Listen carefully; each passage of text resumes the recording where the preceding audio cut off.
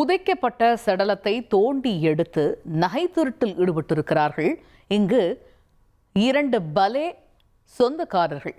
உண்மை வெளிவந்தது எப்படி என்று இன்றைய டீ டைம் நியூஸில் பார்ப்போம்.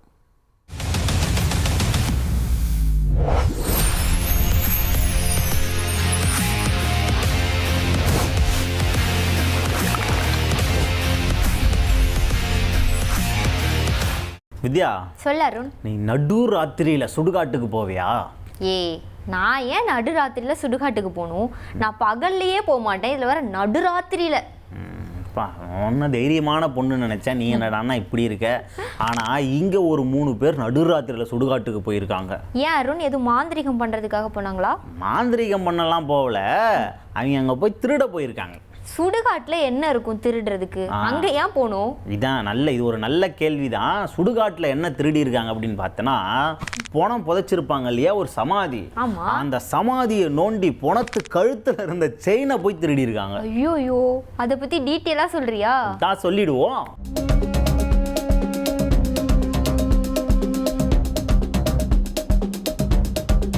கோவை சௌரிப்பாளையம் பகுதியைச் சேர்ந்தவர் நாகராஜ். இவருக்கு வந்து 60 வயசு ஆகுது. இவர் என்ன பண்ணுறாருன்னா மீன் வியாபாரம் பண்ணிக்கிட்டு வந்தார். இந்த நிலையில தான் கடந்த 6ஆம் தேதி அன்னைக்கு திடீர்னு உடல்நிலை சரியில்லாமல் இறந்து போகிறாரு. அப்புறம் அவர் அடக்கம் பண்ணணும் இல்லையா, அவருக்கு இறுதிச் சடங்கெல்லாம் செய்யணும்ல. இதனால் அவங்க ரிலேட்டிவ்ஸ்லாம் என்ன பண்ணுறாங்கன்னா, அவரை வந்து சௌரிப்பாளையம் சுடுகாட்டுக்கு கொண்டு போயிட்டு அவரோட உடலை கொண்டு போய் அடக்கம் பண்ணுறதுக்காக ப்ராசஸ் பண்ணிக்கிட்டு இருக்காங்க. அப்போ அவரோட கழுத்தில் வந்து ஒரு 3 சவரனில் ஒரு செயின் இருக்குது. அவர் வந்து மீன் வியாபாரம் பண்ணிக்கிட்டு இருந்தார் இல்லையா, அதனால் அவருக்கு பிடிச்ச மீனையே ஒரு டாலர் மாதிரி செஞ்சு அவர் கழுத்தில் இத்தனை வருஷமாக ஆசாசியாக போட்டுக்கிட்டு இருந்திருக்காரு.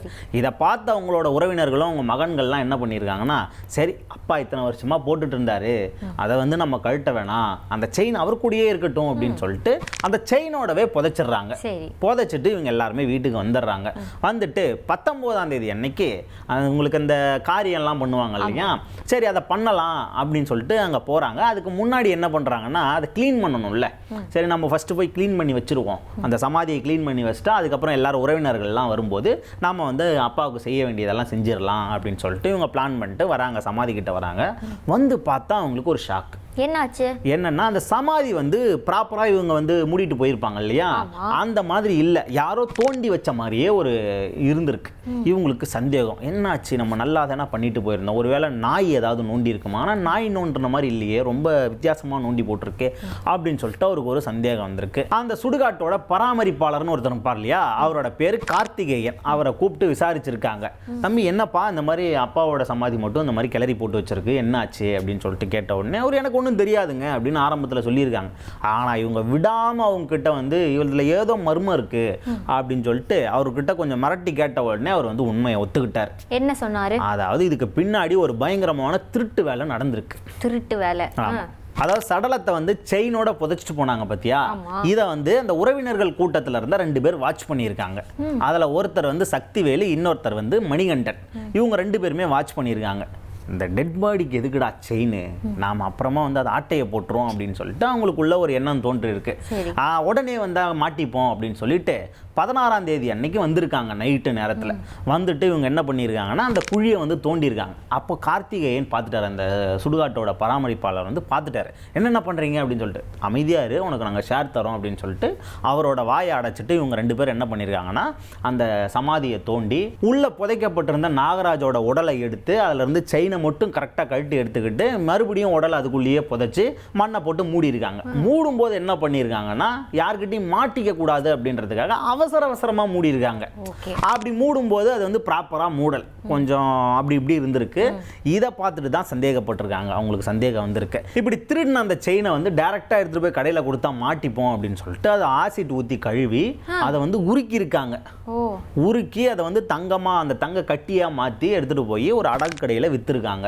அந்த வித்த பணத்துல இருந்து ஒரு 10,000 ரூபாவை கொண்டு போய் அந்த கார்த்திகேயன் இருக்கார் இல்லையா, அந்த சுடுகாட்டோட பராமரிப்பாளர் அவர்கிட்ட வந்து ஒரு 10,000 கொடுத்து கமிஷனாக கொடுத்து அவரோட வாயை அடைச்சிட்டு இவங்க 2 பேரும் மீதி காசு ஆட்டையை போட்டு எஸ்கேப் ஆகலாம் அப்படின்றது தான் பிளான் போட்டிருக்காங்க. இந்த மொத்த உண்மையும் கார்த்திகேயன் வந்து நாகராஜோட மகன் கிட்ட சொல்லிட்டாரு. உடனே நாகராஜ் என்ன பண்றாருன்னா நேராக போலீஸ் ஸ்டேஷனுக்கு போறாரு. போலீஸ் ஸ்டேஷனுக்கு போய் புகார் கொடுக்குறாரு. புகாரின் பேரில் போலீஸார் வந்து வழக்கு பதிவு பண்ணி இவங்க 3 பேரையும் விசாரிக்கலாம் அப்படின்னு சொல்லிட்டு தேடுறாங்க. ஆனால் 3 பேருமே அப்ஸ்காண்ட் ஆயிடுறாங்க, தலைமறைவாயிட்டாங்க. ஆனால் உறவினர்களுக்கு வந்து இந்த விஷயம்லாம் தெரிஞ்சு போச்சு. தெரிஞ்ச உடனே அவங்க சும்மா இருப்பாங்களா? ஏண்டா பணத்துக்கிட்ட இருந்து போய் நான் செயின் ஆட்டையை போட்டிருக்க, திருடி இருக்க, நீ எல்லாம் என்னடா பையன் அப்படின்னு சொல்லிட்டு அவங்க என்ன பண்ணியிருக்காங்க, உறவினர்கள்லாம் அதில் இருக்கக்கூடிய மணிகண்டனை மட்டும் பிடிச்சி அடி வெளுன்னு வெளுத்துருக்காங்க, தனியாக கூப்பிட்டு போயிட்டு. அப்புறம் அந்த மாதிரி மணிகண்டனை மட்டும் அடிக்கிற விஷயம் தெரிஞ்சு போலீஸ் வந்து சம்பவ இடத்துக்கு வந்திருக்காங்க. மணிகண்டனை அவங்க கிட்ட இருந்து மீட்டு கைது பண்ணி கூப்பிட்டு போயிட்டாங்க. மீதி தலைமறைவாக இருக்கக்கூடிய அந்த சக்திவேல் அப்புறம் கார்த்திகேயன் இவங்க 2 பேரையும் தீவிரமாக தேடிட்டு வராங்க. அது மட்டும் இல்லாமல் இந்த மணிகண்டனை தாக்குனாங்க பத்தியா, அதை குறித்து மணிகண்டன் ஒரு புகார் கொடுக்குறாரு, என்ன இவங்கெல்லாம் தாக்கிட்டாங்க அப்படின்னு சொல்லிட்டு. அது தொடர்பாக ஒரு 3 பேர் மேலே வழக்கு பதிவு பண்ணியிருக்காங்க. இப்போ இந்த பிரச்சனை இப்படித்தான் போயிட்டு இருக்கு. எங்கெங்கெல்லாமோ திருடுவாங்கன்னு நான் கேள்விப்பட்டிருக்கேன் அருண். ஆனா முறையா சுடுகாட்டில் திருடுறதை இப்போதான் அருண் நான் பார்க்குறேன். அது சுடுகாடாக இருந்தா என்ன, வெறுங்காடாக இருந்தா என்ன, அதெல்லாம் உங்களுக்கு கண்ணுக்கு தெரியாது. ஆக மொத்தம் அது வந்து டெட் பாடியோ ஒரு எலும்பு கூடோ, அது கழுத்தில் என்ன இருக்குது, தங்க செயின் இருக்கா, அதுதான் இவங்க கண்ணுக்கு தெரியும். அதனால் குறி வச்சு ஆட்டையை போட்டிருக்காங்க, என்னென்னவோ பண்ணிக்கிட்டு இருக்காங்க. செத்தா கூட விட மாட்டாங்கல்ல. நோ. ஓகே மக்களே, மீண்டும் அடுத்த கண்டென்ட்டோட சந்திக்கிறோம். அது வரைக்கும் டாட்டா பை பை சொல்லிக்கிறது நான் வித்யாகுமார். நான் உங்கள் அருண் பாண்டியன்.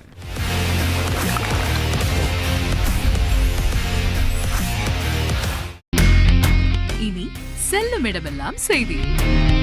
தந்தி டிவியின் வாட்ஸ்அப் சேனலை ஃபாலோ பண்ணினா செல்ல இருக்கும் இடமெல்லாம் செய்தி. இதோ QR கோட், இப்பவே ஸ்கேன் பண்ணுங்க, ஃபாலோ பண்ணுங்க.